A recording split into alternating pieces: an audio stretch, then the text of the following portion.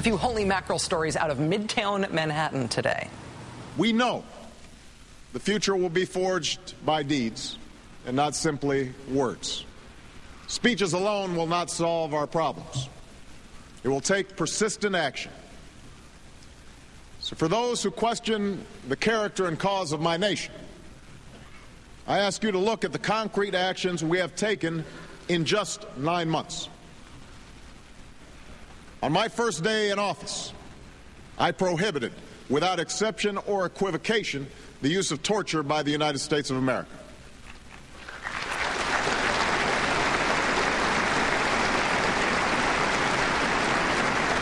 I ordered the prison at Guantanamo Bay closed, and we are doing the hard work of forging a framework to combat extremism within the rule of law.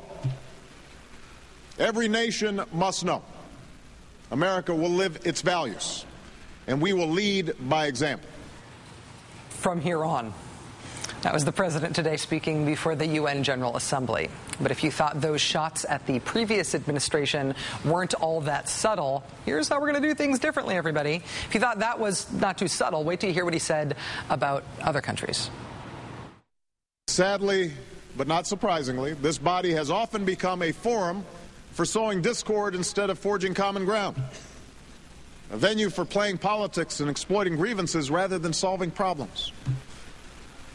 After all, it is easy to walk up to this podium and point fingers and stoke divisions. Nothing is easier than blaming others for our troubles and absolving ourselves of responsibility for our choices and our actions. Anybody can do that. As if on cue. Right after the president took that overt shot at other countries using the UN as a place to act like jerks, enter stage Cookville, Muammar Gaddafi. Allotted 15 minutes to address the UN today, the Lockerbie bomber welcomer instead ranted for well over an hour and a half. He called for a new country called Israeltine for the Israelis and the Palestinians. He repeatedly called President Obama our son, and he sort of said that Israel maybe assassinated President Kennedy. Oh, he also said that swine flu was maybe a military conspiracy or a corporate conspiracy. Tell me again why Gaddafi is a new hero for American neoconservatives. John McCain just this summer, remember when he tweeted his excitement about visiting Gaddafi on Gaddafi's ranch? What was that about? The only chance today at one-upping Gaddafi's craziness came in the early evening when the Iranian president, Mahmoud Ahmadinejad, took his turn at the mic and addressed his recent election. Our nation has successfully gone through a glorious and fully democratic election, opening a new chapter for our country in the march towards national progress and enhanced international interactions. They entrusted me once more with a large majority with this heavy responsibility. Ahmadinejad's visit was greeted in the hall by the American, French, British, Canadian, and other delegations walking out. And it's been greeted in New York City by protesters railing against Ahmadinejad, against his government, against the fishiness of the last presidential election in Iran, and against the treatment of the Iranians who have protested that election.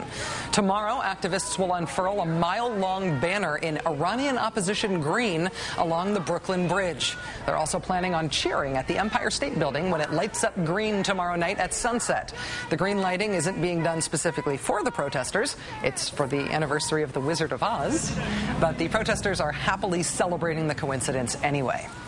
Seeing this new American president of ours address the UN for the first time, seeing him raise issues that never would have been raised by the previous administration, seeing him tout his policies as a sharp break from the most humiliating practices of the past administration, everything from torture to us not paying our UN dues. For an American audience, this is a reminder of just how much was changed by the last election. And that makes it all the more interesting and important that some human rights activists who frankly were psyched that Barack Obama was elected are now really unhappy with how his administration is acting.